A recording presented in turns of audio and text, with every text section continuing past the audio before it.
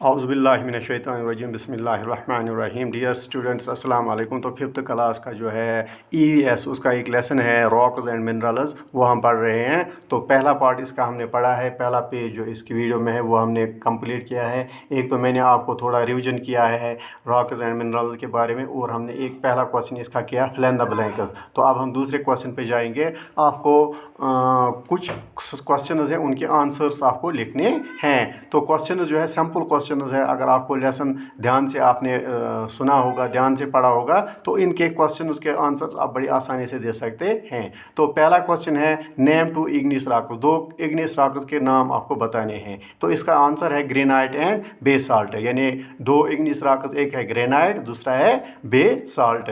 इसी तरह sedimentary rocks 2 के नाम 2 सेडिमेंट्री रॉक्स के नाम को आपको बताने हैं sandstone and limestone. Sandstone and limestone जो है ये 2 किस्म के सेडिमेंट्री रॉक्स है। इसी तरह 2 किस्म के मेटामॉर्फिक रॉक्स के नाम आपको बताने हैं। मेटामॉर्फिक रॉक्स 2 किस्म के हैं, एक है स्लेट, दूसरा है marble. Slate and marble are 2 metamorphic rocks. तो उसके बाद है चौथा question, name 3 useful minerals contained in granite. जो ग्रेनाइट है उसमें मिनरल्स होते हैं, तो 3 किस्म के मिनरल्स के नाम को आप बताने हैं। तो एक मिनरल है क्वार्ट्ज, KUARTZ क्वार्ट्ज। इसी तरह है प्लेगोस, PLAGICLASE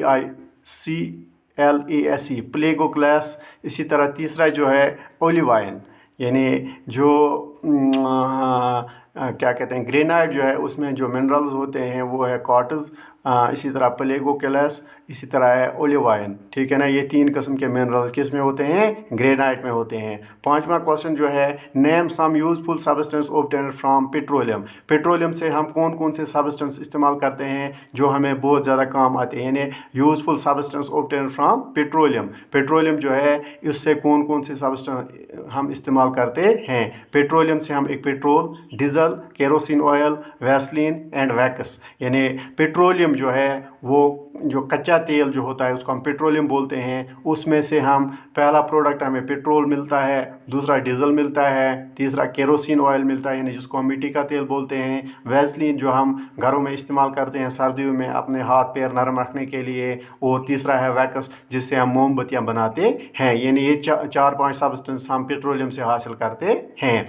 इसी के साथ 5वां क्वेश्चन, इसके बाद 6ठा क्वेश्चन जो है आपको name metamorphic rock which are formed from shale and limestone. यानी शेल और लैमस्टोन, यानी ऊपर आपने क्वेश्चन में पढ़ा आपको मेटामॉर्फिक रॉक 2 बताने थे, शेल और लैमस्टोन जो है उनसे हम कौन कौन से रॉक्स बनाते हैं। Slate is formed by metamorphism of shale, यानी ये जो मेटामॉर्फिक रॉक शेल जो है जब इसकी मेटामॉर्फोसिस होती है तो मेटामॉर्फोसिस से वहाँ पे एक प्रोडक्ट जो हमें मिलता है, एक रॉक जो मिलता है उसको हम बोलते हैं स्लेट। क्या बोलते हैं, स्लेट। इसी तरह मार्बल जो है वो लाइमस्टोन से बनता है, यानी लाइमस्टोन, मार्बल, स्लेट, शेल ये सारे जो है मेटामॉर्फिक रॉक्स है।